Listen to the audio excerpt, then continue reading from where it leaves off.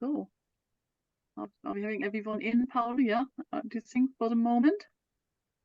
Yeah, okay, then thanks so much for joining us today. And I'm really excited that we have Florencia here. And welcome to all of you. We have, if you could put your information in the chat, who you are and where you're from, and maybe also even why you're interested. So it would be nice if you introduce yourself in the chat, please. So we are expecting about 27 people. So hopefully more will join us in a moment. Yeah, so thanks so much. And I think it's exciting to have this event today while we still have the COP, because I think Florencia is going to show us what is at stake and what is maybe not discussed so much at the COP. I wonder if Florencia will talk about this, how much is discussed of these topics at the COP as well. But I'm really pleased to have Florencia here and that she was that agreed to come to us. Shortly about myself, if you don't know me, my name is Petra Molten-Hill and I'm professor at Nottingham Business School in the UK, and I'm the co-chair of the PRIME Working Group on Climate Change and Environment. And as part of this group, together with you and PRIME and with Paolo, we have invited Florencia. Paolo, maybe if you shortly introduce yourself too. Thank you so much, Petra. Greetings from Brazil. My name is Paulo Spironi. I'm the Manager of Strategy, Governance and Innovation at the PRME Secretariat, and it's a big pleasure to be here today following this session. Yeah, thanks very much for facilitating it as well and enabling it. And now I would like to introduce Florencia. Also, she has actually a slide and will talk about herself a bit more in a moment, so I won't talk too long. I only want to mention that I know Florencia already quite a while because she was working for you and PRIME before, and back then we met already, also in Cologne. I can remember very vividly how we were at the conference in Cologne. And obviously, it's always nice to see what else she is doing. So I was really excited when I heard about her new work with EarthInsight, and this is what she's going to share with us today. So welcome to you, Florencia, and thanks for joining us today. Thank you so much, Petra. It's been, really a pleasure, and I really appreciate this invitation. Thank you, Paolo. Thank you to the working group and the PRME Secretariat for having me, and thanks to everyone here joining us for this conversation. So I'm happy to introduce myself a bit more and just mention a bit about how I come here in terms of, as Petra was saying, in terms of my previous role. What I hope that we have today is an interactive discussion. I am going to present much of what I'm doing today and how that ties to our work as academics and the role that academics have, which is so important in these issues. But just to have a bit of an agenda here. So I'm going to describe a bit of my work at EarthInsight.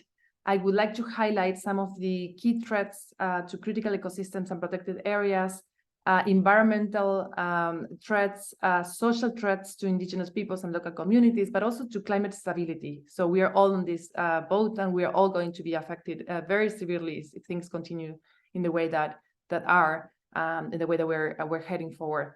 So I also would like to, of course, talk about solutions, right? Because we want to be very focused on solutions and how collectively different stakeholders can support.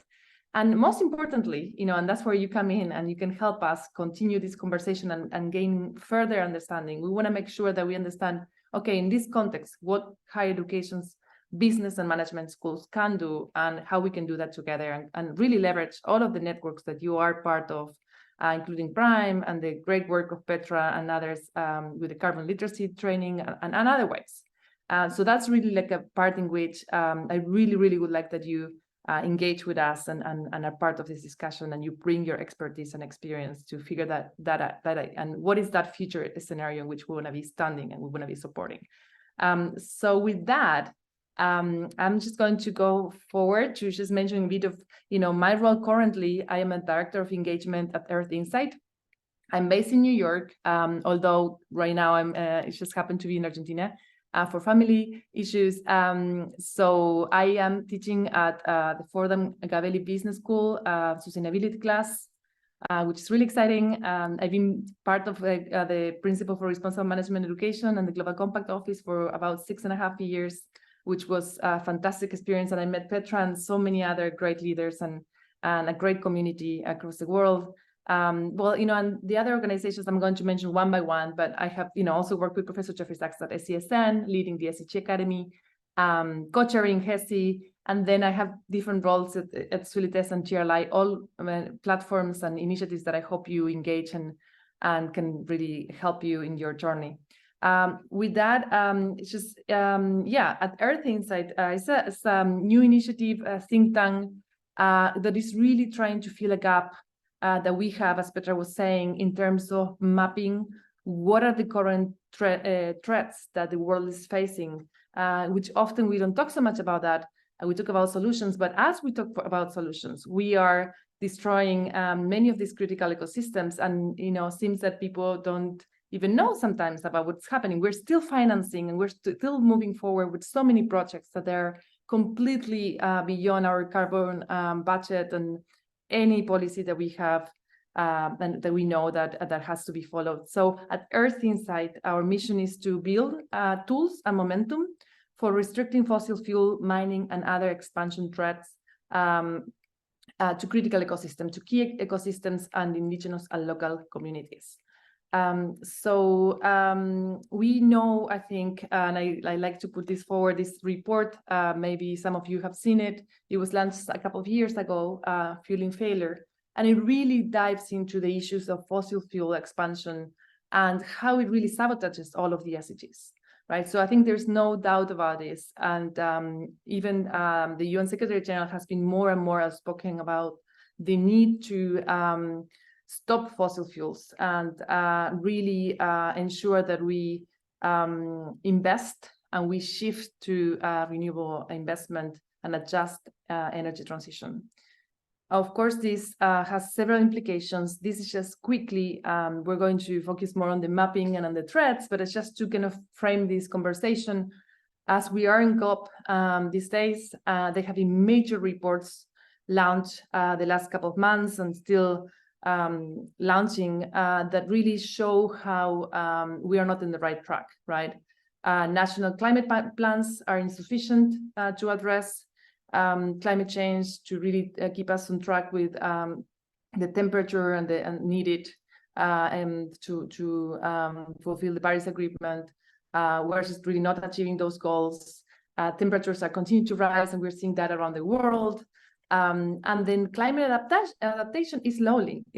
Well, actually, we should really be accelerating it because we're seeing already the impacts of climate change across the world, especially on the most vulnerable places and regions around the world.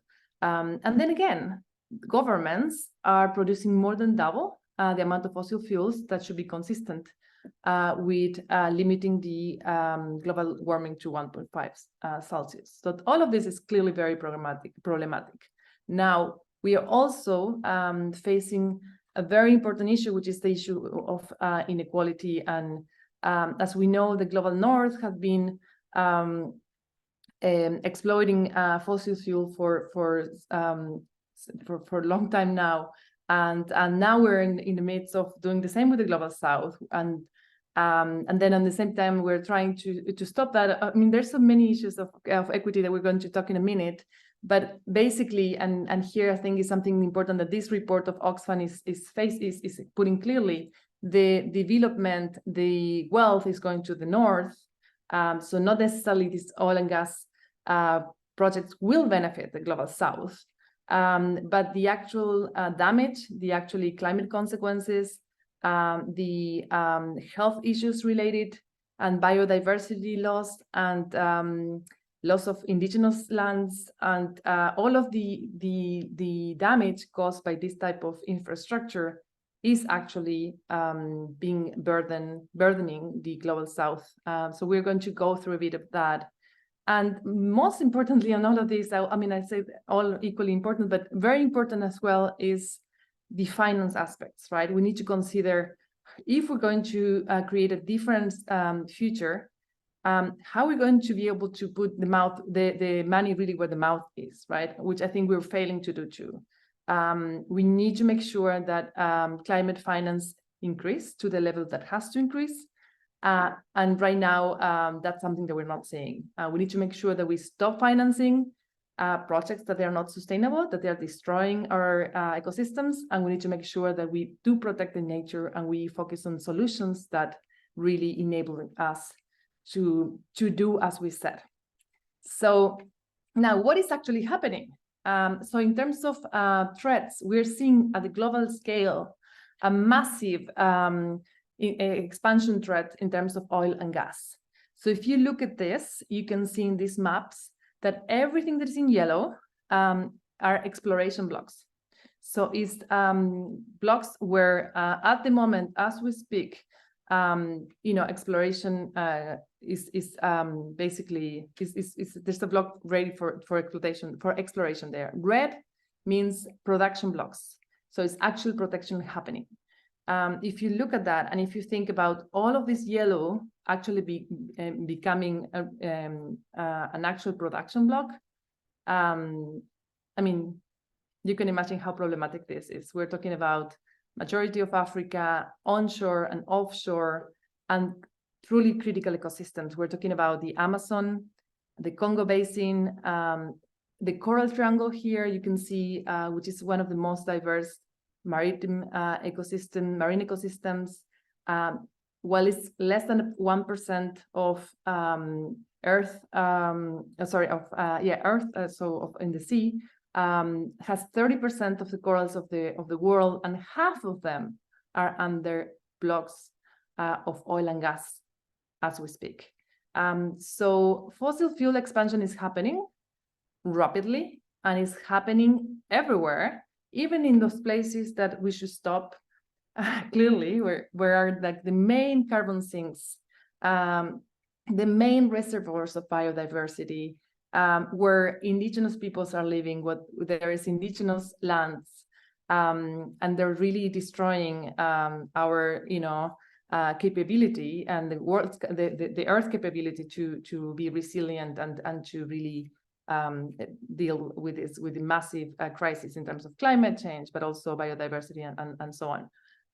The Amazon is in a tipping point, as we all know. If we do not protect the majority of the Amazon, we're going to savannize the Amazon. And same with the Congo.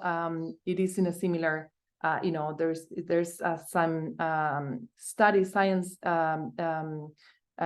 some research is showing that it's heading to a similar tipping point. So this is important for us to note. So as we're heading in this situation and these challenges, we need to make sure that we understand multinational corporations that I was saying are shifting the extractive projects to the global south without necessarily that wealth going to the global south. And I'm going to talk about that a bit more in a minute. There's lack of information and consultation of affected communities and the public.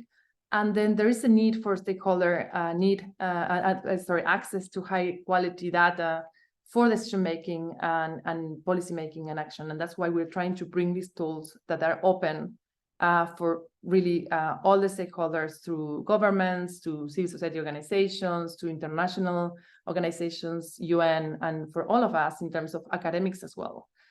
So we can really use it and hopefully advance in the right direction. Now, at EarthInsight, we launched several reports since our existence is very short. Actually, it's only a year, and we work in partnerships, and that's why we're really filling these gaps in the movement. We have launched 4 reports. One is the Congo in the crosshairs, that describes and focuses on the issues in Congo. The crisis point, which focuses both in the Amazon and the Congo. This year we launched, and these are here some of the main insights of the Three Basin Summit, Three Basin Threat Report that we launched at the Three Basin Summit in October. And we just launched last Sunday, December 3rd, in a press conference at COP, and our newest report, which is Losing Ground, focusing on how the oil and gas expansion is overlapping with protected areas. So here are some key insights in terms of the report on the 3 basins that shows that nearly 20% of intact tropical forests of the 3 basins are now in active or potential oil and gas concessions, right? This is very problematic. And this is only one of the threats that these forests are experiencing. There are many other threats, as you can imagine, from agribusiness, from logging, from mining, and more, right? So we're talking also about nearly 25% of intact forests in the Amazon and Congo, also with active or potential mining concessions.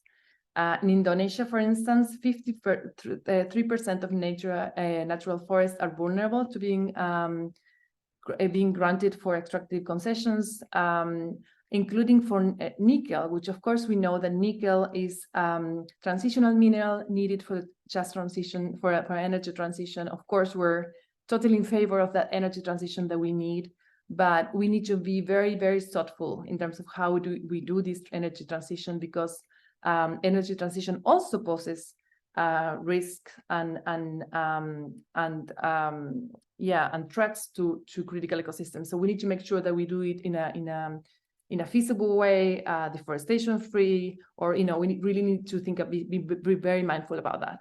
And then on the social aspect, there is over 200 million people in the three basin summit, in the three summits in Amazon, Congo, and Indonesia, Borneo, Mekong basin, including a significant portion of indigenous and local communities. And of course, these communities are severely threatened when it comes to their livelihoods, their lives, their health, their lands, and many of other rights. So now, well, and finally, 20% of the population of these three basins live within oil and gas blocks. So I think we're talking about really, really important and big numbers. And then I wanted to highlight another main issue, which is like, we're not just really drilling and expanding fossil fuel anywhere. And like, as I said, even in critical ecosystems, but we are even going at the moment on protected areas that should be legally protected, right? So the protected areas are not protected right now, are unprotected. So think about not just the quantity of oil and gas, which is clear, the qualitatively, like we're drilling on the main critical ecosystems that we need for survival, but we're even going where we have said legally in different countries, this is like a protected area, right? So 918 protected areas have ongoing unplanned fossil fuel extraction globally.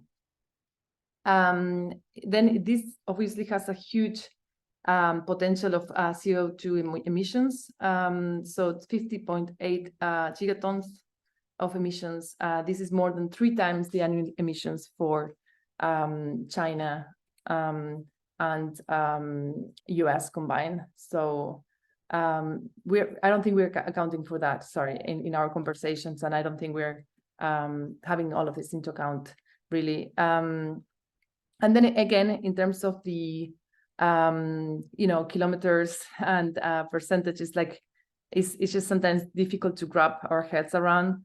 But like 300,000 kilometers square, or 14% of the areas of protected areas overlap with oil and gas blocks. So now we want to get a bit to understand what are these maps that we're trying to create, and how do they represent, and what is this here at stake? So this is just an example, and I just wanted to let you know, I have put a lot of maps in this presentation, not that we're going to go one by one in detail, because this is really data heavy. I'm the engagement director. We have a fantastic research team, and they're the ones that are creating all of this. I can just tell you, this is a lot of information, and I wanted to just have it for you at your disposal. And I just going to illustrate with some of the key critical ecosystems, and we can continue the conversation. So we make sure that we move into what we can do. So in terms of the Amazon, as you can see here in the references, first of all, we always try to put analytics on the side, so you have a sense of, well, about 170 million hectares overlap with active and potential mining concessions. 60 million hectares overlap with oil and gas blocks. So here, this is a multi-threat map that shows both oil and gas and mining expansion threats in the Amazon.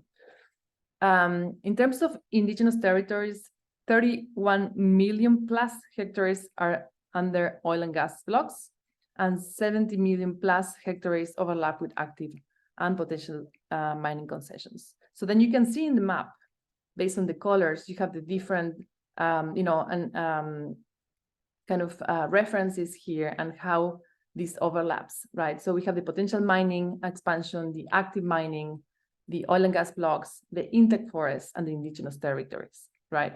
And you can see, for instance, oil and gas blocks across the Amazon, on top of indigenous territories, intact forests.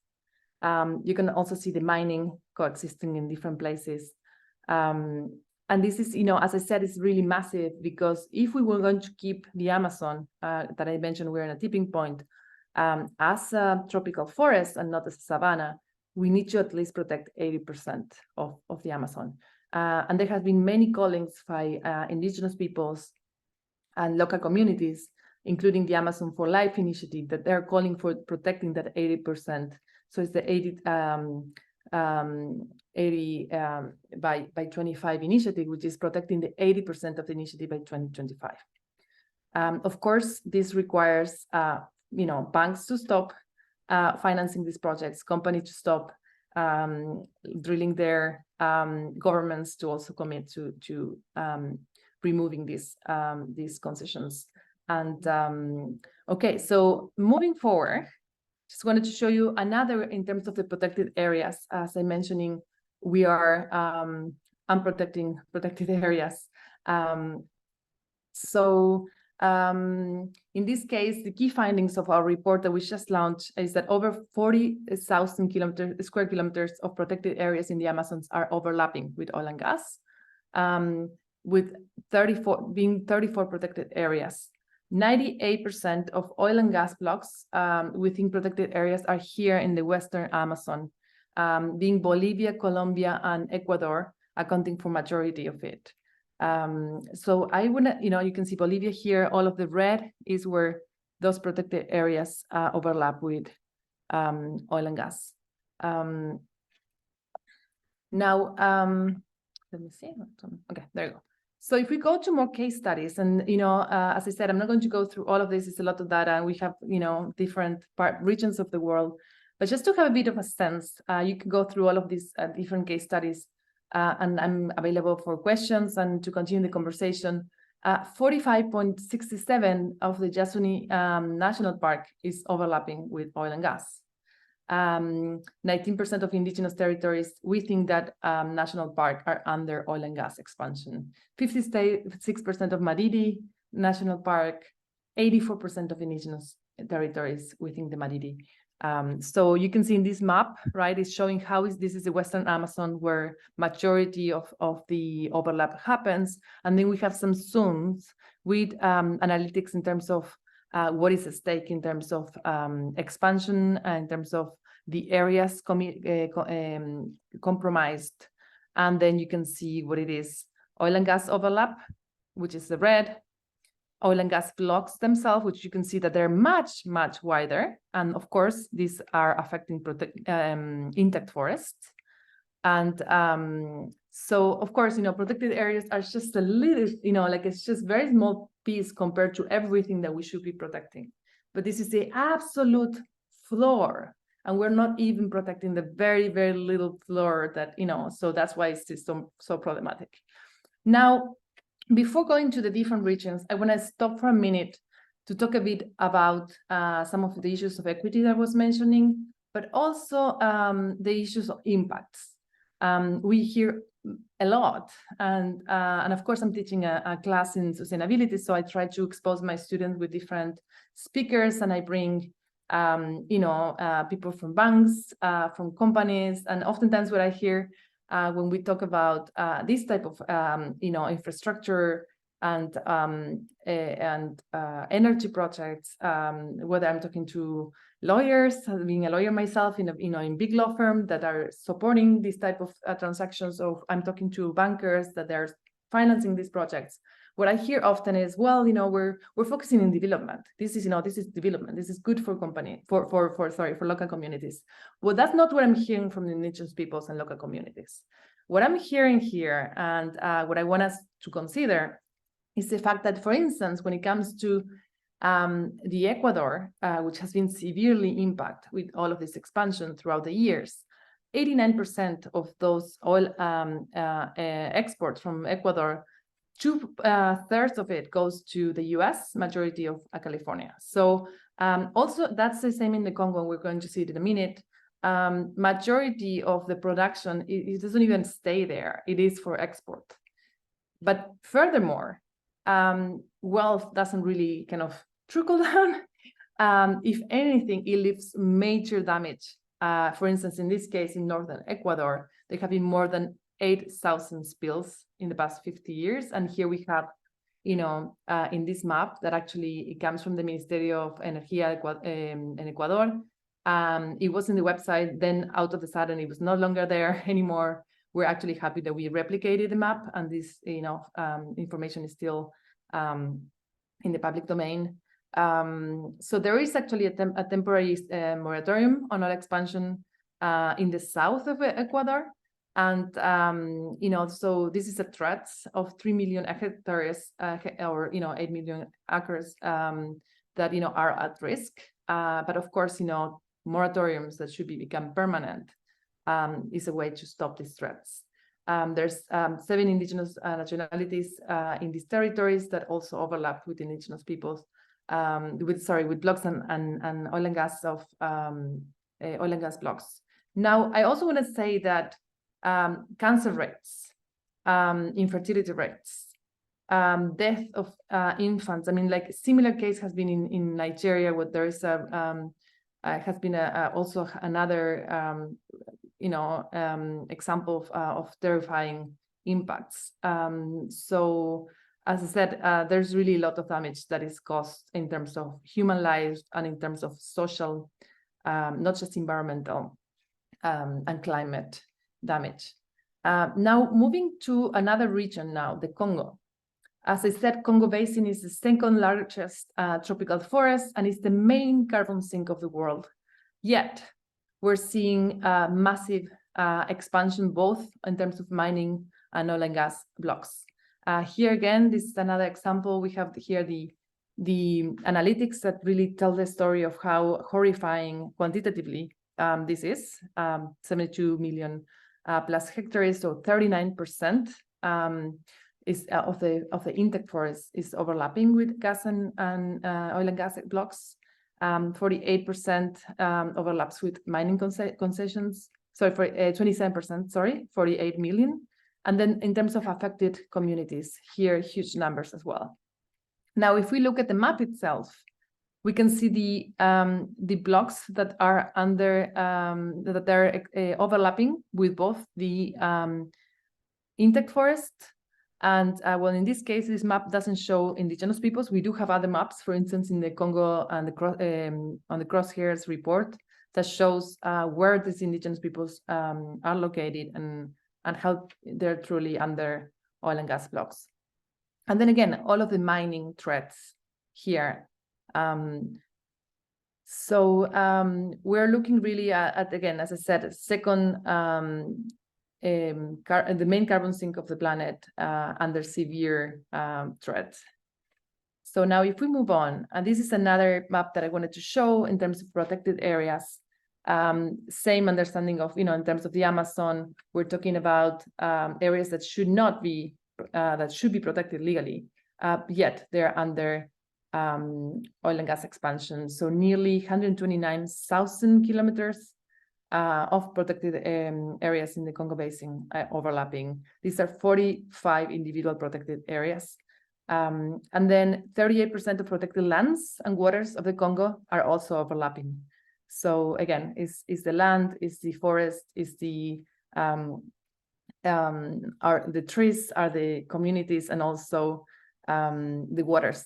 I mean, there's all of the really the natural resources and the biodiversity that is really severely compromised here. So in terms of case studies, As I said, I'm not going to go one by one, but for instance, in the case of the Virunga National Park, UNESCO recognized as one of these nature beauties and reservoirs. 85% of the Virunga National Park is overlapping with oil and gas blocks, and 50 IUCN protected areas in the Averting Rift region are also under gas and oil and gas blocks. Once again, here you can see in red the oil and gas overlap, being the gray, the oil and gas blocks. The protected areas are in green, in this green here, and the intact forest is all of this deep green. So you can see how the water is compromised, and really, truly, you know, all of the 85% of the national park. Well, you know, I'm sure many of you have heard and then are, you know, up to date in terms of understanding what the, you know, the ECOP, which is this 1,443 kilometers pipeline, and how this is also is severely, you know, it's basically cutting through all of these national parks and all of these highly biodiverse ecosystems. So we try to show, you know, what is basically the proposed sites for the, you know, well sites are all here. The construction, where construction is in progress, which is all the yellow ones. The proposed Victoria Nile crossing, the planned connector. And again, you know, the first cut is always the deepest once you enter in a highly biodiverse ecosystem with a road, with a pipe, then is really the first, is the entry point for many other things to happen, from illegal logging to, you know, more expansion of different industries. And that's really like, you know, really the beginning of the end. So now moving to the South Asia oil and gas threats. Here we can see in this map, particularly, we can see oil and gas blocks. Again, one of, you know, this one is the third basin, the Borneo, Mekong, Southeast Asia basin, extremely high biodiverse. And then again, we have intact rainforest in overlap with oil and gas blocks. 34 million hectares of undisturbed tropical moist forest, or 20% of it is under oil and gas blocks. 80 million people, which is 99,000 plus populated places, including indigenous peoples, forest-based communities, are on oil and gas blocks. So again, besides all of the environmental and climate damage, we're damaging people and their livelihoods. Now, if we move to the next map, it shows how 50% on this one. Okay, this one I need to add here this one doesn't have the reference for some reason, so it's a bit more difficult to look. I can replace it afterwards. But the story around behind this is that 50% of the natural forests are vulnerable to being granted with different extractive concessions. So in Indonesia, historically, the main threat has been palm oil. Currently, the main threat is critical minerals, which goes to the point that I was mentioning in terms of absolutely, we do want to move as fast as possible with renewables and with the energy transition. Now we do need to be very mindful where we're mining and how we're mining. So more than half of nickel mining concessions overlap in Indonesia with natural forest, which is with a fivefold risk of deforestation, degradation of nickel, assuming that, you know, that expands, because there's very important deposits of nickel there. Now, one distinction that I also wanted to make is between deforestation and degradation. Many of you probably know that we often talk about deforestation and we think that there is basically a forest that is gone. That's the same with degradation. Degradation is when the forest is also gone, so it's the same picture. But what matters between degradation and deforestation is whether there was a change in the land use. So we have, in many cases, we are not accounting for actually these forests that are gone because they're not deforested. They have been degradation, not deforestation. Meaning, since the change of the land hasn't happened, then we're not accounting as if it was deforestation.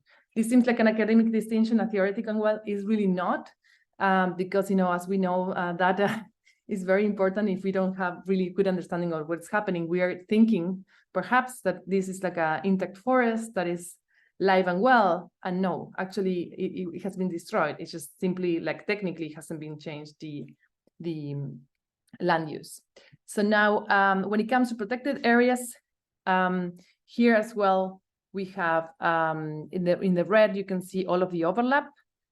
In the gray, you can see all of the different oil and gas blocks, which is really truly massive, as you can see. So all of this, again, is not that the gray is not problematic. The gray is problematic because it's on highly diverse ecosystems and our main tropical forests of the world. But what we're trying to messaging here is the red, it should be the absolutely, minimum floor, the protected areas that should be legally protected, and they're not protected either. So there's really like, nothing is off the table, which is highly problematic. So in terms of numbers, 361 protected areas in the regions are overlapping with the oil and gas blocks, 21% of land in protected areas in Southeast Asia. I think this has been a lot of information. Just maybe to mention, there's 2 more case studies here to show how in Cambodia, 72% of the terrestrial protected lands are also overlapping with oil and gas. And you can see it in the map. It's just really all red, 72%. And also, let me move to the next one. This number is 100%, right? 100% of the Tun Mustafa MPA, the marine protected area, overlaps. So this is, of course, you can see here in the map, the oil kind of outline here is all capturing the protected area. So it's even like goes beyond the protected area, as you can see, but it's all inside. It's like hasn't been any regard to it. And then you can see where oil and gas blocks are, which is pretty much everything, the coral reefs and the mangroves that they're here compromised are very, as you can see in the numbers at the left, that's also extremely problematic. As I said at the beginning, oil and gas expansion is both onshore and offshore. Now, let's move to solutions, because this is obviously very devastating. I don't want to bring just like bad news.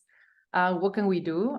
So in this part, I'll focus on some of the things that some of the policy or and financial mechanisms that are needed, that needs to happen, where we need to shift, and then we can move to a conversation with all of you in terms of what we can do in our institutions, from research, from education, leadership, and so on.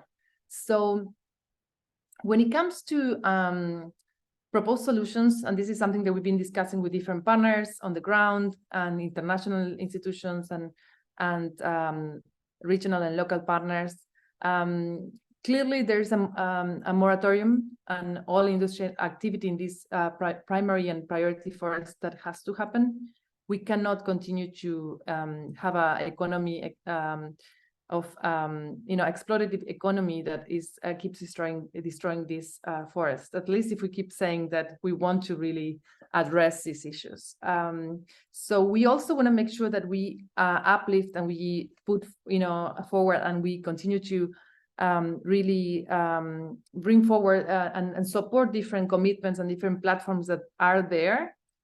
So as many of you might know, the Fossil Fuel Non-Proliferation Treaty is an initiative that is really same with the oil, Beyond Oil and Gas Alliances. There are different platforms that they are really trying to bring partnerships and coalitions of institutions, including governments, civil society organizations, etc., to commit to the non-proliferation, of fossil fuels, and to ensure that that we think and create future scenarios with in which fossil fuel is not the in play. We also have different platforms in the case of the Exit Amazon Oil and Gas that really advocates for an end of new extractive industry financing in key ecosystems. There's also many NGOs that they are calling like bank track, that they are showing how there's all of these dodgy deals or infrastructure deals, including fossil fuels, that are being financed by big banks that where oftentimes we have our money, and where they should be changing and shifting towards different projects that they're on the renewable, and energy transition side. We are also looking at with Stand Earth research group to the ESG policies of banks, and looking at how many of the banks believe that they're protected because they have ESG policies in place, but they're oftentimes screening. They're not excluding the areas. So they will still be financing projects in the Amazon or in Congo or in different places, critical ecosystems like the ones that I was just talking about, because the policy really doesn't cover them, right? So we are trying to also work with financial institutions and with different platforms, international platforms of international finance, to see, well, how we can shift that really, because we really need to put the money where our mouth is, and making sure that we advance on these issues, and actually we stop the fossil fuel expansion. So we are also working in terms of understanding how we could, from the finance perspective, either have momentum for condition debt forgiveness.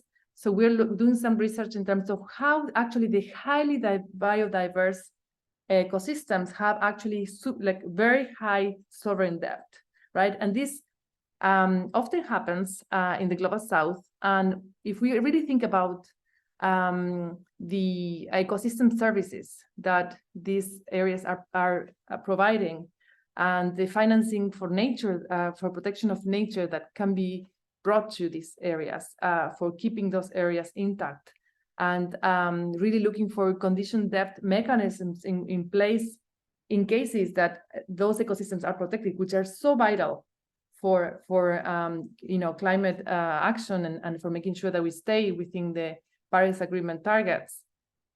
This could be like really a completely kind of game changer. Also, of course, we hear that from Secretary General of the UN and many other leaders around the world talking about redirecting subsidies, and ensure that we increasingly provide funding for climate, for biodiversity, for loss and damages. And as I said, for bioeconomy solutions too. And many indigenous peoples are actually putting forward plans for that type of economy that is regenerative, that protects nature, and that really can continue to steward these areas for the good of humanity. So for that reason, and we have seen around the world that we need to expand global indigenous peoples and local communities, land tenures, access and resource rights, and the direct funding, as I was saying. So we make sure that those areas stay intact. And of course, free, prior, and informed consent is also lacking in many places, and we need to make sure that is a requirement across the board. And there are different frameworks for financing. I think an important one to mention is the 10-point plan for financing biodiversity, the Bridgetown Initiative. So looking really at how we could mobilize multi-stakeholder collaboration and action in terms of shifting and transforming the financial sector, so we could be really financing what we need to finance at this time. No more fossil fuel expansion, but actually the protection of these highly diverse and ecosystems. And of course, scaling up and supporting renewables and forest communities and defenders, which I'm sure you also have heard. There's more and more attacks and to forest communities and defenders of time that really are trying to prevent the expansion to happen. So now I want to move now. I hope that it wasn't too much. That I know that was a bit of a marathon. And again, I hope that you can review also, and then I'm happy to stay, in touch for questions and so on. But what I would like to move now on, and I like to use the framework of the principles of responsible management education, the 6 principles that I think are beautifully crafted many years ago, and the SDGs. And from my perspective, and from just leveraging the principles, I thought, well, why don't we talk together now about what is the role, what academia, business schools, management education institutions can do in these 3 kind of big buckets. Of course, there's so much to unpack in each of them. And I think it would be really helpful to hear from you in terms of leadership and organizational practices. What can be done, right? And we're referring to principles 1 and 2.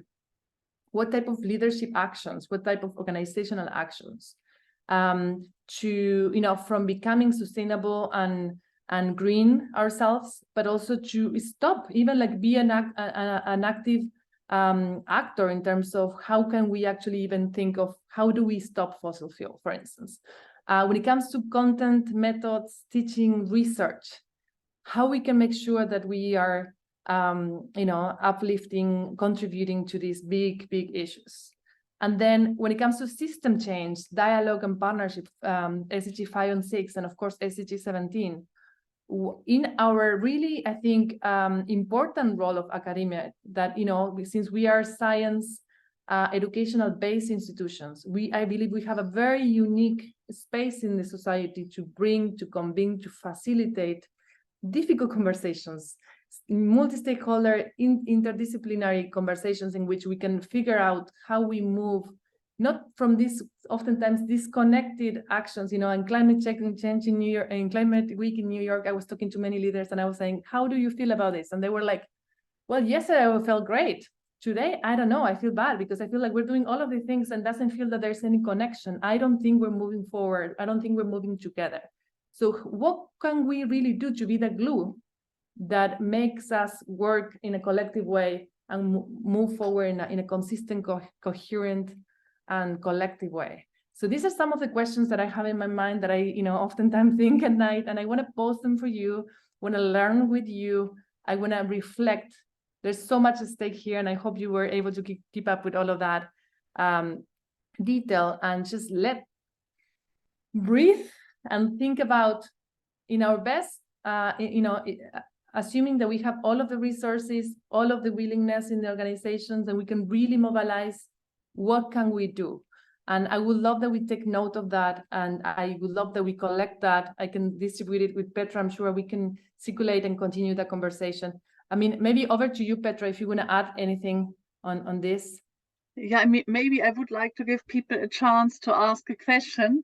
Obviously, for us, it was, also not for everyone, but maybe for quite a few things were new. And I think just the amount of damage, I think, because I think this is what you're bringing across, Florencia, is really the amount of damage or potential damage in the world is really, I think, I find it nearly a bit overwhelming to see it all, because you make it very vivid, as with kind of seeing all the different maps from all over the world. So I think I would like to give first, before we then break out into groups and think about how can we change it, if people want to ask questions, and if you're a small group, so if you just want to speak, I mean, otherwise you can also put something in the chat, just if you want to clarify anything.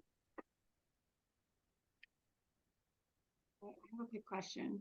Hi, everyone. Yeah. Okay. I just want, for my own understanding, because I wanted to say it was beautifully presented. Like, I think your visuals are really impactful.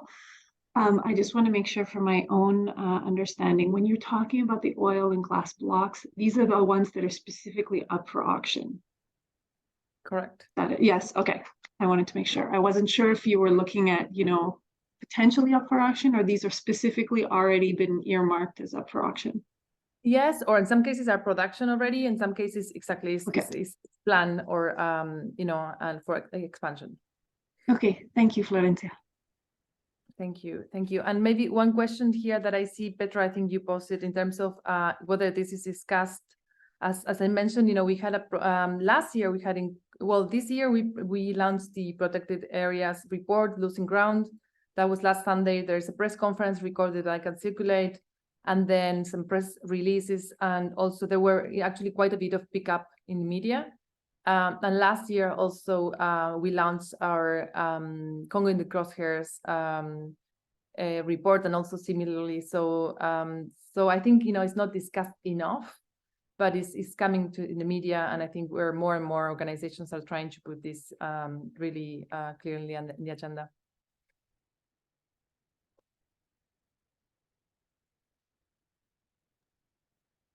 Maybe if there's nobody having another question, I was wondering, I mean, Florencia, you are also a lawyer. So what are the legal ways of, as when, for example, do indigenous people have actually legal ways of saying, this is our land, it can't be actually used for extraction? Is there, and are there any movements to do these kind of things as well, to use any legal possibility there is? Yeah, I think it really depends anywhere, you know, we're talking about, because in some countries they have a much more, you know, a legal system or scheme that protects them, or have, you know, in some cases, I mean, even I can talk, for instance, about my own country, Argentina, where, you know, we do have the right of a healthy environment, and, you know, indigenous people's rights. So we have a lot of indigenous rights that they are kind of either at a kind of high hierarchy, or oftentimes even in the constitution. But then oftentimes it's become kind of a bit of a paper triumph, right? Like we do have it written somewhere, but that doesn't necessarily translate, right, into actually protection. So I certainly cannot speak about the different countries themselves. I can say that there is oftentimes the, you know, land tenure, and then protection that has been in, you know, their avenues of advocacy. In some cases, there are many organizations like, and it's just kind of like slipping right now in my mind, but I can circulate a bit more, you know, some of the organizations that are actually doing this work, working with indigenous peoples to make claims, or to really bring, you know, protection to, and on those claims of those lands. Many of these lands have been you know, ancestral lands, and as originary kind of you know, indigenous people's lands. But I think it really depends on, in the case by case, and really a lot of the government will also to protect them. Because as you can see also when it comes to protected areas, and I was like actually studying even the case of Congo, there was at least 4 different laws that clearly stated that protected areas are off the table, but then they're not, right? So I think we're oftentimes struggling with that. But you know, I can follow up with a bit more kind of you know, a bit more examples of organizations that are working on this specifically, and they're you know, like one that comes to mind now is Landesa, but there's also yeah, there's a couple. I'm sorry, like they're not coming to mind right now that they're doing this work. This is great. And so is there anyone else who wants to ask a question? Otherwise, I would say that we go into the breakout rooms, or anyone who has a question.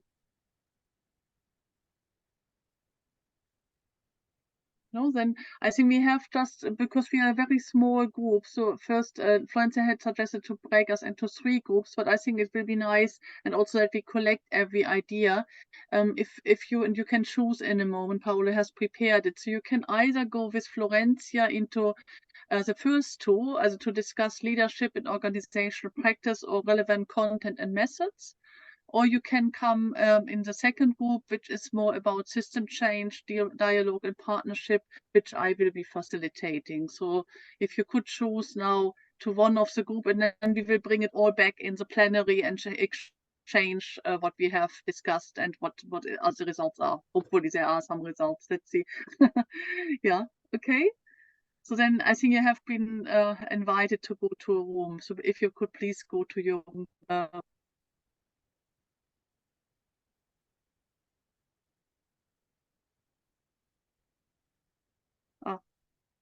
Okay, Sorry, Leah, thank you. yeah, I have to go, but if you need anything doing later on, maybe trade Padlet with the questions that were shared on screen when you're sharing along with the video, please let me know. Thank you. Yeah, okay, thank you, Leah. I will catch up with you anyway. Thank you. Bye.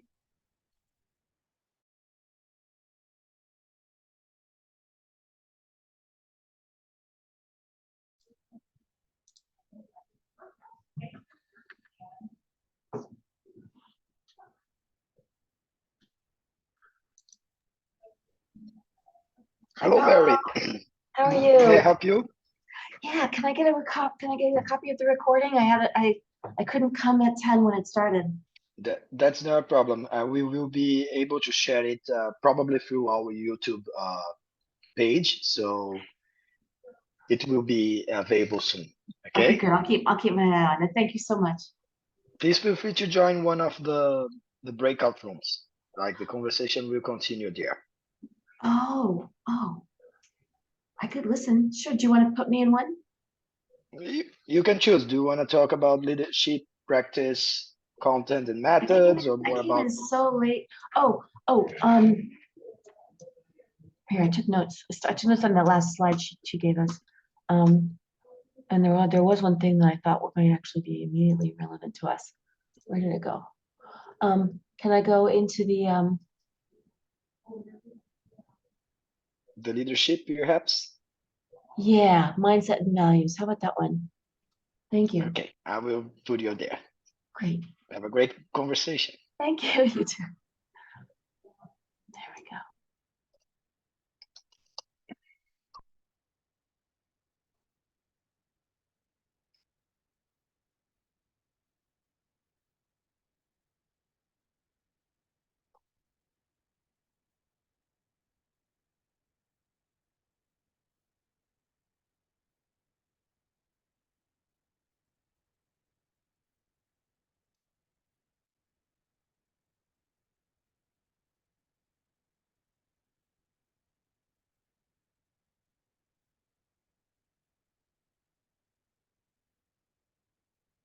Hello.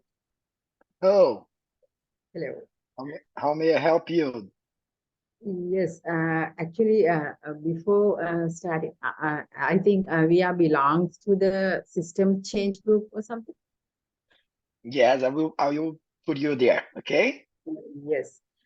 So before that, actually, the thing is, the presenter is not here, but I want to clarify. When she presenting her information, she mentioned that the most examples she has taken in the during the presentation, and she mentioned that most of the areas she used the term protected, but used by the used for the oil productions. That means the areas are protected by these countries, but they are using for the oil extractions. Is it true? I think it is a question for her because it's her research. So I would not like say something that is not precise. So you can definitely ask her. She's actually on the leadership practice and content and method breakout room, but we will back on plenary. So you might ask. You can go to the system change. That is your preference, and then when we come back from plenary, you can ask her. Is that okay? Yes, it's good. Okay. And so let me put you on the system change breakout. Is that okay? Yes, okay. Okay, thank you so much.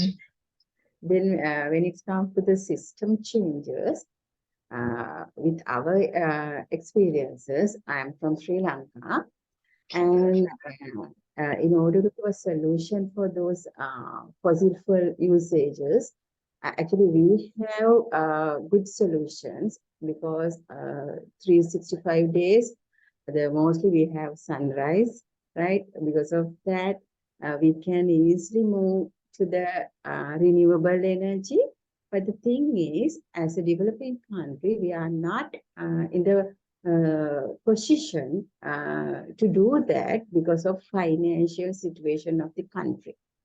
Yeah. We do not have enough money for those investments. Yeah. If we have this support, then we can easily go for a renewable energy users by reducing our fossil fuel amounts. Fantastic. Now I totally hear you, and as a Brazilian, we face similar challenges here. Let me put you on the breakout room so you can move this conversation with your colleagues there. Okay? Yes, thank you. Thank you.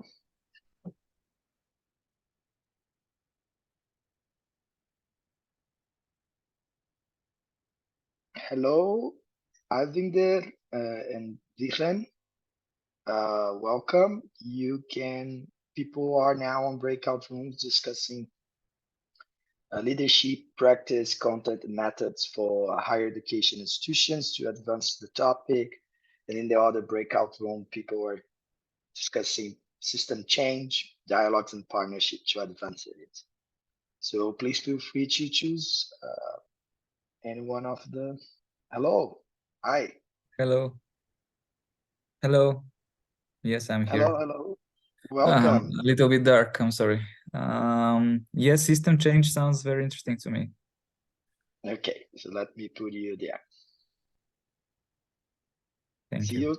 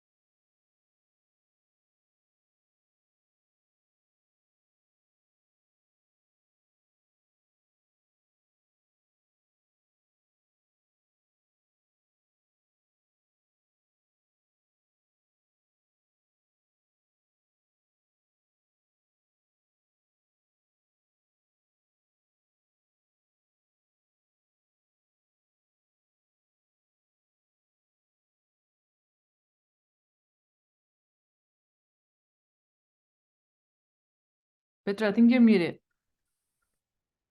Hello everyone again. I hope you had a very good discussion as well, Florencia.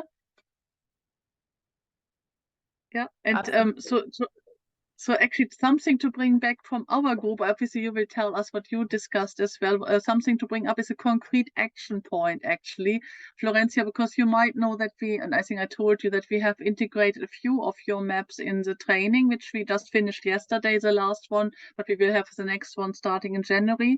And what we just discussed, and I think would be quite a nice one, if after we have shown these maps, that we then have a few ways of how people can engage with lawyers to actually fight against it. Because I think maybe this is an area we haven't investigated enough, and that people can actually join people and have a lawsuit, join a lawsuit or create a lawsuit against companies, against governments who are neglecting their responsibilities, and that this might be and we haven't really included, and we have a lot done about education consumers in the training, but we haven't talked about the legal aspects which we could maybe exploit there as well.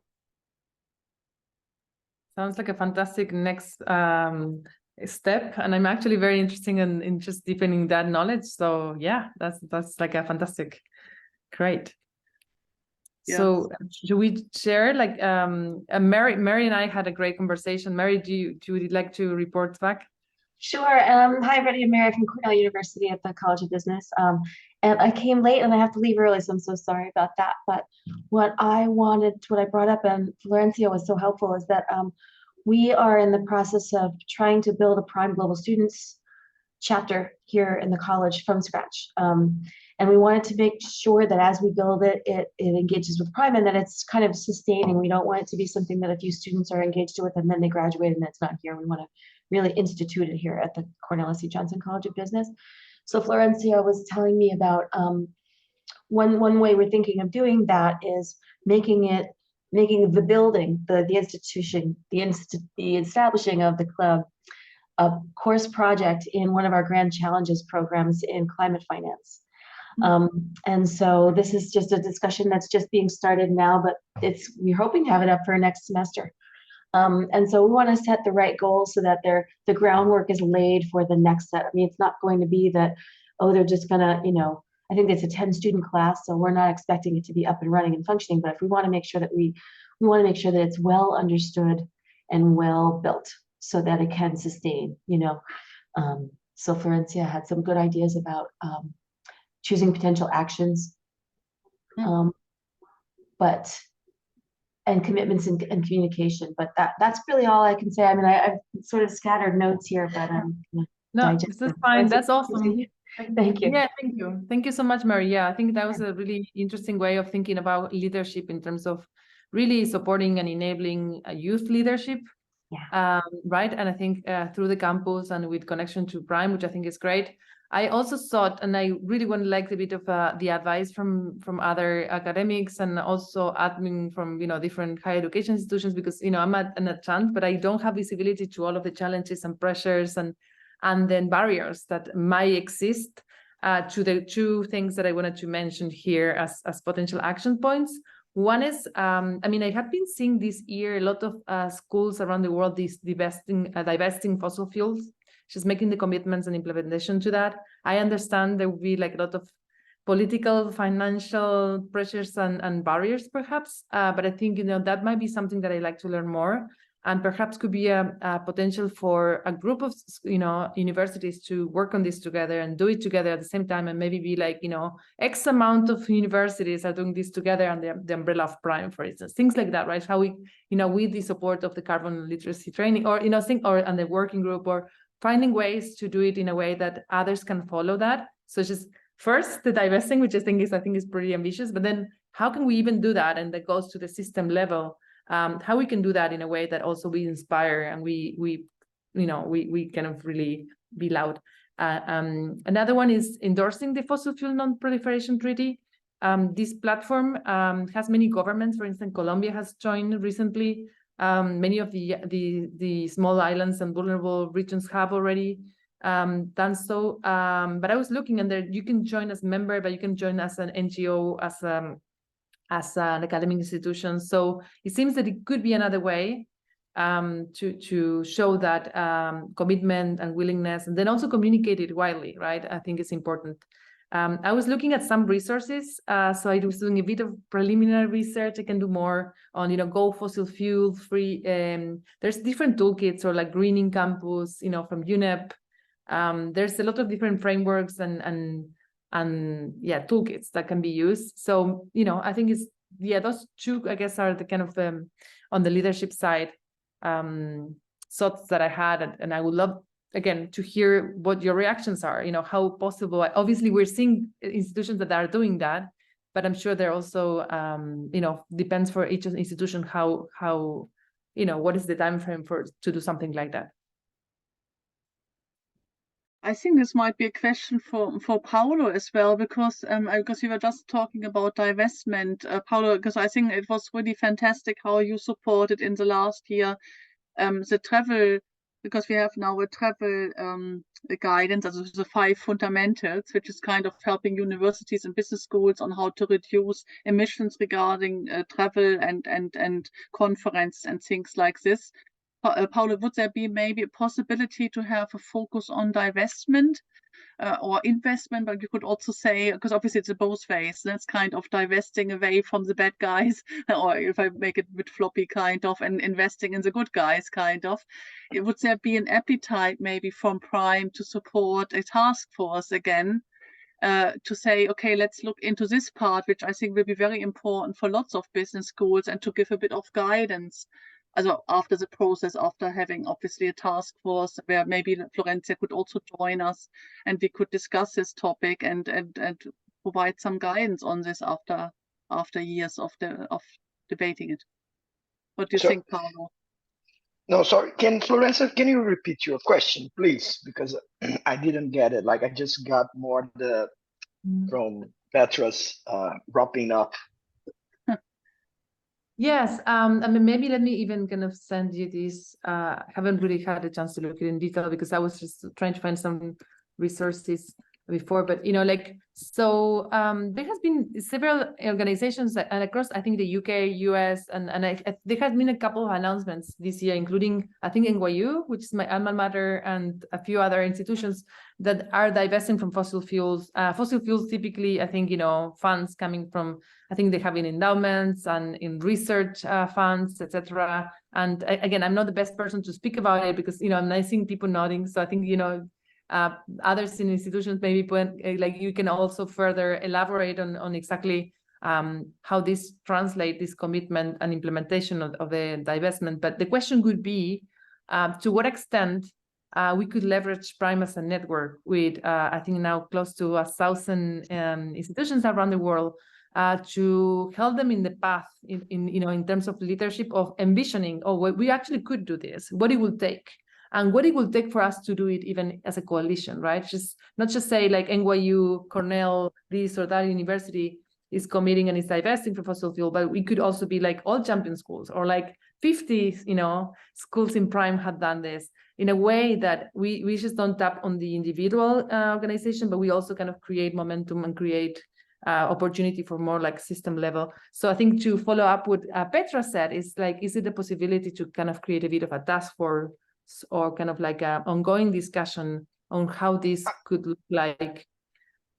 Yes, I honestly see appetite considering not only what's happening within Prime, but also around Prime. So, for instance, we have like this year in the UN General Assembly, it was focused on climate change. The next one will be the Summer of Future, which will also continue that conversation.